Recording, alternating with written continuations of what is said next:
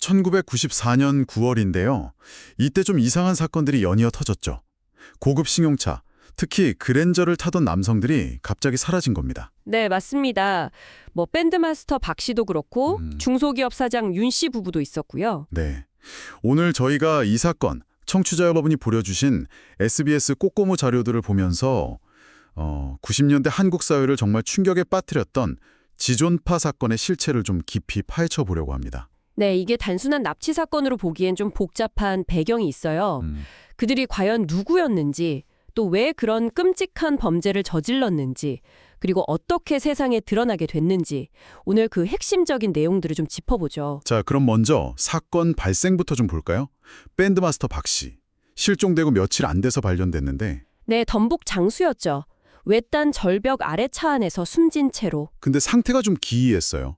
얼굴만 까맣게 변색된 상태였다고 하더라고요. 맞아요. 그래서 처음에는 이걸 교통사고로 처리할 뻔했죠. 그러다가 얼마 안 있어서 또 윤 사장 부부가 실종된 거예요. 네, 그리고 회사에는 사장을 사칭한 전화가 걸려왔고요. 돈을 요구했죠. 네, 8천만 원. 회사 직원이 직접 돈을 전달하기까지 했고요. 여기서 이제 중요한 공통점이 드러나는 거죠.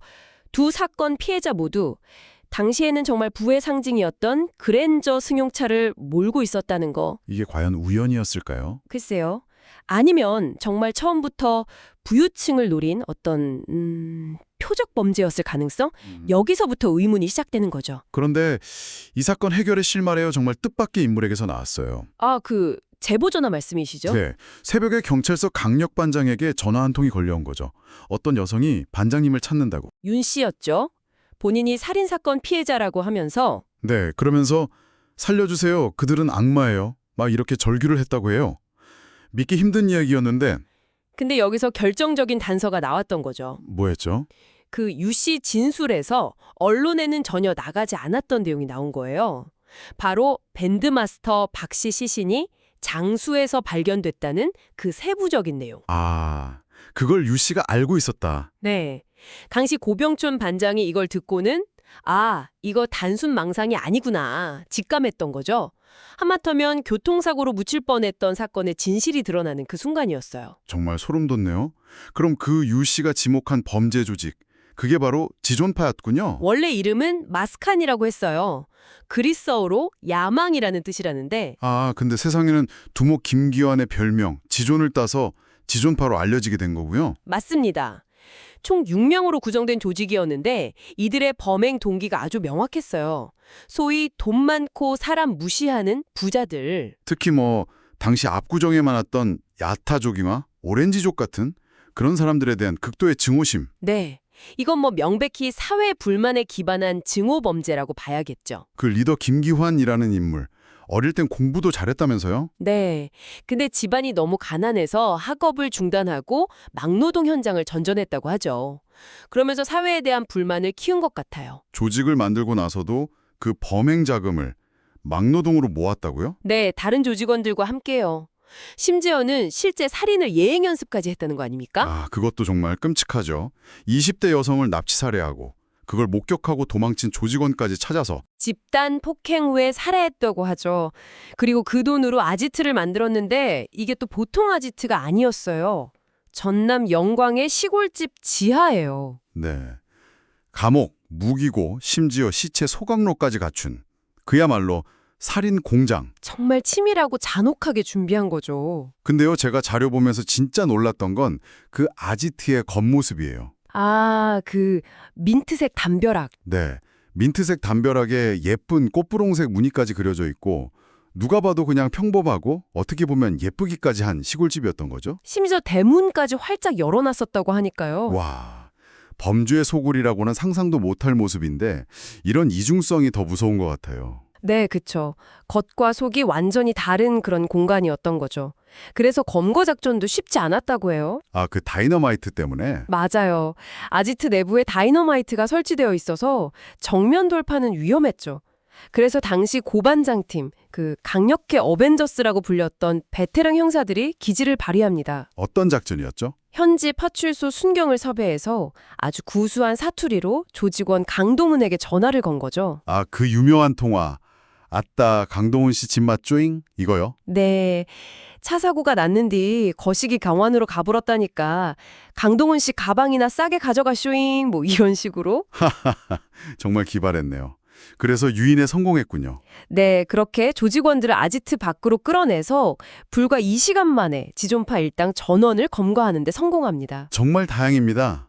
그들이 검거되기 전에 그 유 씨는 정말 지옥 같은 시간을 보냈겠어요. 그렇죠. 지존파는 유 씨를 완전한 공범으로 만들려고 했어요. 박 씨 살해할 때 강제로 비닐봉지에 손을 대게 하고. 윤 씨 부부 살해 때는 공기총 방아쇠에 손가락을 넣어서 당기게 했다고요? 세상에. 네, 심지어 유 씨를 두고 조직원들끼리 다투고 폭행하는 일까지 있었다고 하니까 얼마나 끔찍했겠습니까? 정말 상상만 해도 끔찍한데요. 그럼 어떻게 탈출할 수 있었던 거죠? 그야말로 천운이었죠. 일당 중 한 명인 김연양이 다른 조직원과 싸우다가 머리를 다쳐서 병원에 가게 된 거예요. 아, 그때군요. 네, 김연양이 진료실로 들어간 그 짧은 순간 유 씨는 이게 혹시 자기를 시험하는 걸까? 그런 극도의 공포 속에서도 필사적으로 탈출을 감행한 겁니다. 와, 정말 대단한 용기네요. 그렇죠. 택시를 타고 가다가 발각될까 봐 포도밭에 숨기도 하고 우여곡절 끝에 서울로 와서 경찰에 신고한 거죠. 만약 그때 유 씨의 용기와 판단력이 아니었다면 정말 더 큰 비극이 계속됐을 겁니다. 결국 유 씨의 그 용기 있는 증언 덕분에 지존파의 모든 만행이 드러났고 재판 끝에 네, 김기한을 비롯한 조직원 6명 전원에게 사형이 선고됐고 7개월 뒤에 형이 집행됐습니다. 유 씨는 어떻게 됐나요? 납치 상태였고 강압에 의한 가담 정황이 인정돼서 기소되지는 않았습니다. 하지만 그 끔찍한 경험 때문에 오랫동안 트라우마에 시달리고 또 암투병까지 하셨다고 전해지죠. 정말 안타까운 일입니다. 네, 정말 그렇습니다.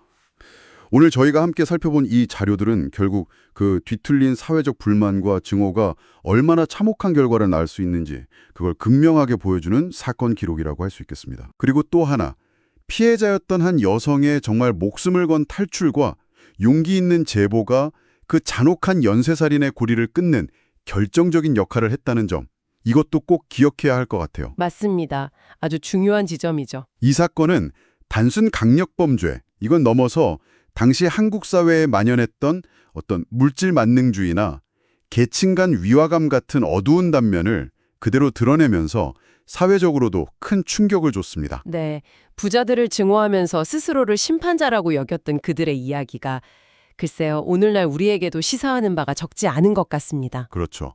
자, 그럼 이 모든 것이 우리에게 던지는 질문은 뭘까요? 자료에 보면 두목 김기환은 체포된 후에도 전혀 반성하지 않고 내 손으로 더 죽이지 못하고 가는 게 천추의 한이다. 이런 말을 남겼다고 하죠. 심지어 돈 많고 사람 무시하는 몸들을 다 못 죽인 건 하느님 덕분이다. 이런 말까지. 네, 어떻게 그 극단적인 사회들 박탈감과 분노가 한 인간을 이토록 뒤틀린 확신범으로 만들 수 있었을까? 그리고 우리 사회는 이런 비극이 반복되지 않기 위해서 과연 무엇을 성찰하고 또 고민해야 할까? 네, 정말 무거운 질문입니다. 오늘 저희 이야기 들으시면서 청취자 여러분께서도 이 질문을 한번 같이 곱씹어 보시면 어떨까 싶습니다.